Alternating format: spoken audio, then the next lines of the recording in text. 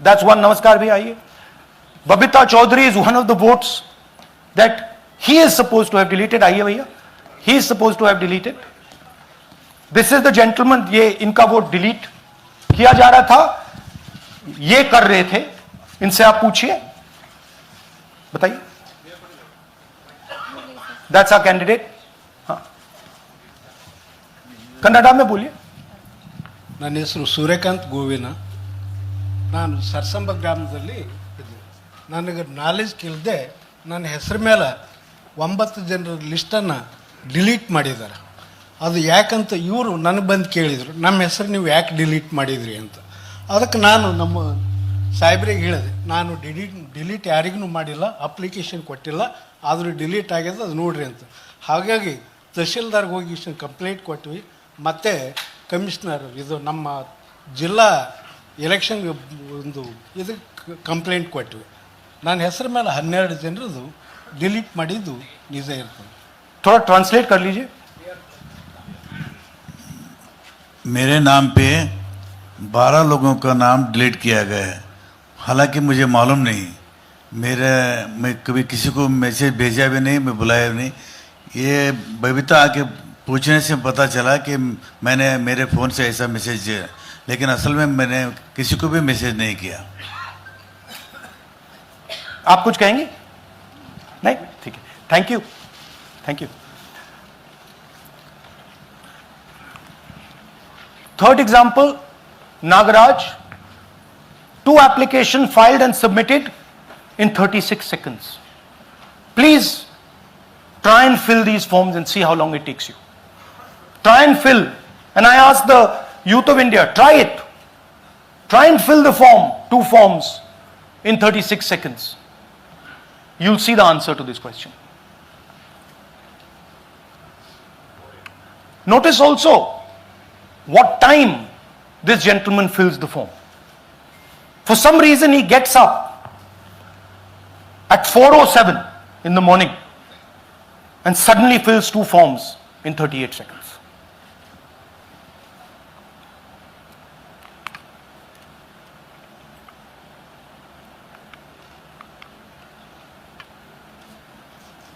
Now let's talk about how this is being done. And why I'm saying, and we are saying, that this is being done in a centralized manner. And this is being done not using individuals, but using software. Look at the serial numbers. Serial number 1, serial number 1, serial number 1, serial number 1. Serial number 1 means that this is the first person whose name, this is the first name in the booth. So a software is picking up the first name in the booth and using it to delete voters. So someone ran an automated program that ensured the first voter of the booth was the applicant. That same person got cell phones from outside the state, used them to file the applications. And we are pretty certain that this was done in a centralized manner, and it was done at scale. This was not done in a, at a worker level. This was done at a call center level. Okay? Targeted deletions in strong Congress booths. The top 10 booths with maximum deletions are Congress strongholds. Congress won 8 other 10 booths in 2018. This was not a coincidence. This is a planned operation. Now, let's come to why I'm making such a direct accusation about this gentleman, Yanesh Kumar. There is an ongoing investigation on this matter in Karnataka. The CID of Karnataka has sent 18 letters in 18 months. 18 letters in 18 months to the Election Commission. And they have asked the Election Commission for some very simple facts. Number 1, give us the destination IP from where these forms were filled. Number 2, give us the device destination ports from where these applications were filed. And number 3, most important, give us the OTP trails, because when you file, you have to get an OTP. 18 times in 18 months. The CID of Karnataka has written to the Election Commission for this, and they are not giving it. Why are they not giving it? Because this will lead us to where the operation is being done from. And we are absolutely convinced where this is going to lead. I'll give you a little bit of the chronology. FIR is filed February 23. Karnataka CID writes to ECI requesting all details of these numbers and these transactions almost immediately in March. In August, EC gives a reply, doesn't fulfill any of the demands, and doesn't give us the information. Doesn't give the CID of Karnataka the information that will lead them to their destination. January 24, Karnataka CID writes to ECI again and says, please send us full information. No answer. Karnataka CID by September 25, last letter went in September 25, has written 18 reminder letters. While this is going on, the CEC of Karnataka writes to the Election Commission in Delhi and says, there is a matter. Please provide this information. And the CEC of Karnataka multiple times asks the Election Commission. No answer. Now this is absolute solid proof that Gyanesh Kumar is protecting the people who are doing this. This is also absolute solid proof, what I've shown you, that this is being done in a centralized way, this is being done at scale, and this is being done using large resources. Question is, who is the someone? And the answer is with the EC today. The Election Commission of India knows who is doing this. And I want every single youngster in India to know that they are attacking this. And this is your future. When they are not giving this information, they are defending the murderers of our democracy. And it is important that every youngster knows this. Your jobs, your future, your aspirations all come from this instrument. And the Chief Election Commissioner, Mr. Gyanesh Kumar, is not telling the CID of Karnataka who is doing this. This is not an isolated case. There are many such cases. Here is another one. Maharashtra, Rajora, same idea. 6,850 targeted voters added. Anand we caught deletions, Rajora we caught additions. But the basic idea is the same.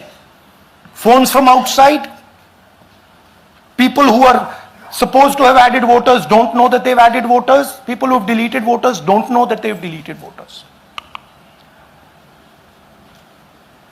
You can see, you might remember that, those names there, JW, JW, JW, JW from the last presentation. Same model. So it's the same system that is doing this. It's doing it in Karnataka, it's doing it in Maharashtra, it's done it in Haryana, it's done it in UP, and we have proof of all of it.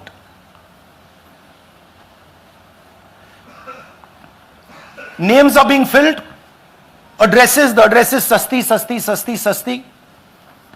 name is UUQJJW.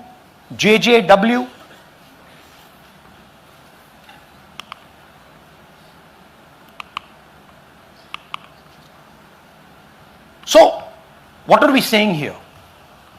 That the Chief Election Commissioner of India, Gyanesh Kumar, needs to stop protecting the people who are destroying Indian democracy. We have given you 100% bulletproof proof here. It cannot be doubted. You have seen it with your own eyes. Right? EC has to release this data of these phones, these OTPs, within a week. Otherwise, देखिए ये H bomb तो नहीं है, H bomb आ रहा है, hydrogen bomb आ रहा है. ये एक और उदाहरण है वोट चोरी का. पिछली बार मैंने आपको एडिशंस के बारे में बताया था, ये हम आपको डिलीशंस के बारे में दिखा रहे हैं, और सबूत के साथ हम आपको दिखाएंगे कि ये जो डिलीशंस हुए हैं ये सेंट्रलाइज तरीके से कॉल सेंटर के प्रयोग करके, सॉफ्टवेयर के प्रयोग करके किए गए हैं.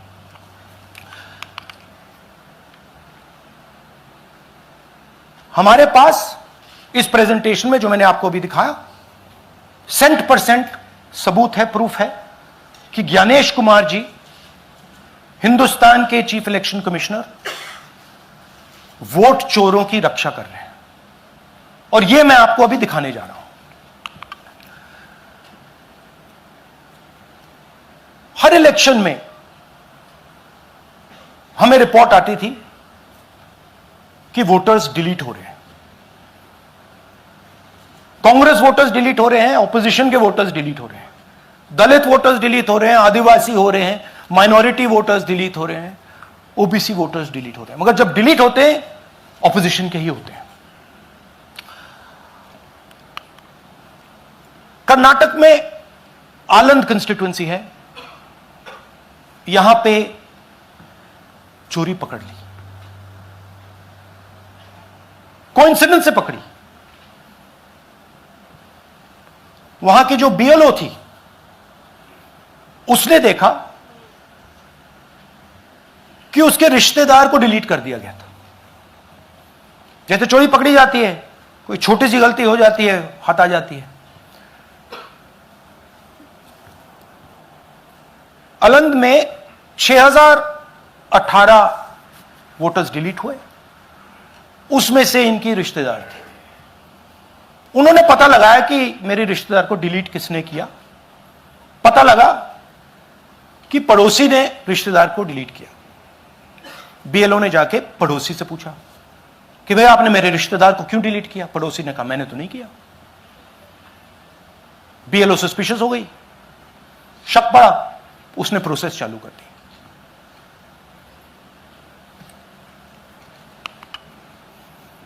पता क्या लगा कि कोई ना कोई, किसी ने अलंद में वोटर डिलीशन सिस्टमैटिकली ऑर्गेनाइज तरीके से, सेंट्रलाइज तरीके से किया. हमें यह नहीं मालूम कि आलंद में कितने वोटर डिलीट हुए, क्योंकि इससे बहुत ज्यादा हो सकते हैं. 6000, तकरीबन 6000 पकड़े गए, उस पर इन्वेस्टिगेशन हो गया. क्या पता लगा कि फाइलिंग ऑटोमेटिकली ऑनलाइन हो रही है. मोबाइल नंबर्स कर्नाटक के नहीं यूज हो रहे, मोबाइल नंबर्स दूसरी स्टेट्स के यूज हो रहे हैं. इनफैक्ट कर्नाटक के नंबर थे ही नहीं उसमें. मतलब आप दिल्ली में बैठे डिलीट कर रहे हो, आपका नंबर तमिलनाडु का है. आप गुड़गांव में डिलीट कर रहे हो, आपका नंबर झारखंड का है. और जब हम चेक कर रहे हैं कि भैया आपका नंबर है, तो आपका नंबर है ही नहीं, किसी और का नंबर है. और टारगेट करके कांग्रेस वोटर्स को डिलीट किया गया. ये गोदाबाई जी हैं, इनके नाम पर 12 वोटर्स डिलीट किए गए।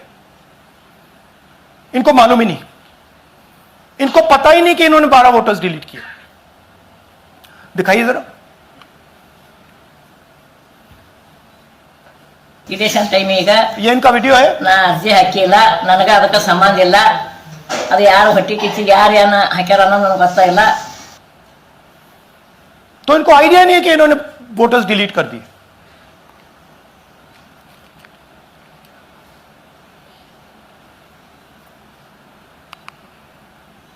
ये सारे के सारे जो नंबर्स हैं, ये कर्नाटक के नंबर्स नहीं है, ये अलग अलग स्टेट्स के नंबर्स हैं।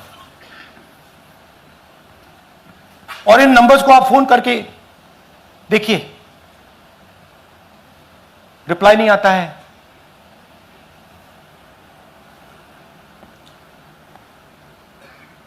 तो सवाल यह है कि किसके नंबर्स हैं, ये किसने ऑपरेट किए, जब इन्होंने ऑपरेट किए ये कहां थे,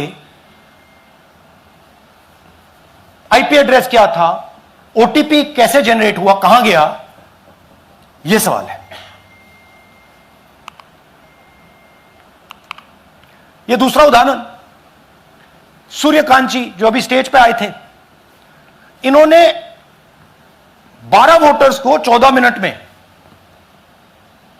डिलीट कर दिया। आप फॉर्म भरने की कोशिश कीजिए, डिलीशन फॉर्म भरने की कोशिश कीजिए, देखिए। और जब हमने इनसे पूछा कि भैया आपने ये कैसे किया, वो कहते हैं मैंने तो नहीं किया, मैं तो जानता ही नहीं हूं।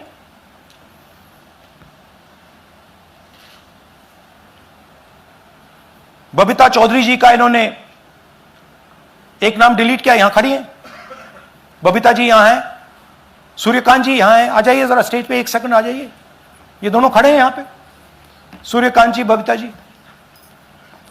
इनको मालूम ही नहीं कि इन्होंने डिलीट किया। Thank you.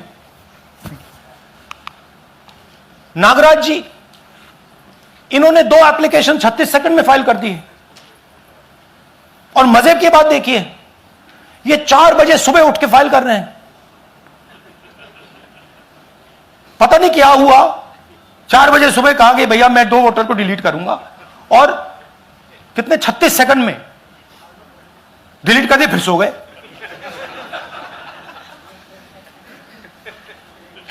हमारी माइंड में पहले सवाल था कि क्या इलेक्शन कमीशन भी सो रहा है, मगर नहीं, सोया कोई नहीं है, जगे हुए हैं, सिस्टमैटिकली मदद हो रही है। यह देखिए दूसरी बात, जो भी डिलीट कर रहा है वोटर लिस्ट में उसका सीरियल नंबर 1 है। मतलब जो भी वोटर लिस्ट में पहले नंबर पे आता है वही डिलीट कर रहा है। 5वें नंबर वाला, 7वें नंबर वाला, 10वें वाला कोई नहीं कर रहा। तो हो क्या रहा है, सॉफ्टवेयर से यह काम किया जा रहा है। सॉफ्टवेयर प्रोग्राम कह रहा है पहला नाम निकालो और इसका प्रयोग करके डिलीट करो। टारगेटेड डिलीशंस हो रहे हैं। कांग्रेस पार्टी पर आनंद में अटैक किया। टॉप 10 बूथ्स जहां सबसे ज्यादा कांग्रेस की स्ट्रेंथ थी वहां टारगेट किया। और 2018 में पिछले इलेक्शन में 10 में से 8 बूथ कांग्रेस पार्टी जीती थी, और इन 8 में से इन्होंने 6000 लोग उड़ाने की कोशिश की। ये कोइंसिडेंस नहीं था, ये प्लान था, और ये सेंट्रलाइज तरीके से किया जा रहा है। अब मैंने बहुत बड़ी बात बोली, चीफ इलेक्शन कमीशन के बारे में मैंने बोला कि यह व्यक्ति वोट चोरों की रक्षा कर रहा है। जो भी मैं यहां बोल रहा हूं 100% प्रूफ के साथ, सबूत के साथ बोल रहा हूं। और मैं अभी आपको दिखाना चाहता हूं कि मैं ये शब्द क्यों बोल रहा हूं और किस बेसिस पे बोल रहा हूं। आपको अपनी आंखों से यह दिखेगा। कर्नाटका सीआईडी ने केस चालू किया कि ये वोटर कौन है, ये फोन किसके हैं, ये आईपी एड्रेस क्या है, ओटीपी कहां गया, इन चीजों के बारे में इन्वेस्टिगेशन शुरू होती है। कर्नाटक सीआईडी ने हिंदुस्तान के इलेक्शन कमीशन को 18 चिट्ठियां लिखी हैं। हमें आप ये इंफॉर्मेशन दीजिए, बिल्कुल क्लियर है। डेस्टिनेशन आईपी दीजिए, डिवाइस डेस्टिनेशन पोर्ट दीजिए, ओटीपी ट्रेल्स दीजिए, फोन नंबर्स दीजिए, फोन नंबर्स के मालिकों के नाम दीजिए। क्लियरली पूछा है, नो आंसर। 18 चिट्ठी CID Karnataka, no answer from chief election commissioner, no answer from election commission. Timeline देखिए,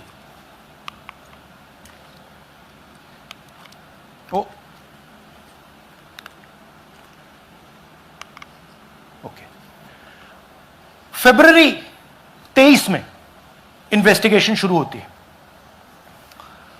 मार्च 23 में कर्नाटक का सीआईडी चिट्ठी लिखती है ईसीआई को कि हमें सारे डिटेल्स दे दीजिए। अगस्त में इनकंप्लीट डिटेल्स दी जाती हैं, जिससे कोई इन्वेस्टिगेशन आगे नहीं बढ़ेगा। जिन चीजों की जरूरत थी वो नहीं दी, जिसकी जरूरत नहीं थी वो सारी दे दी। पहला सबूत। दूसरा सबूत,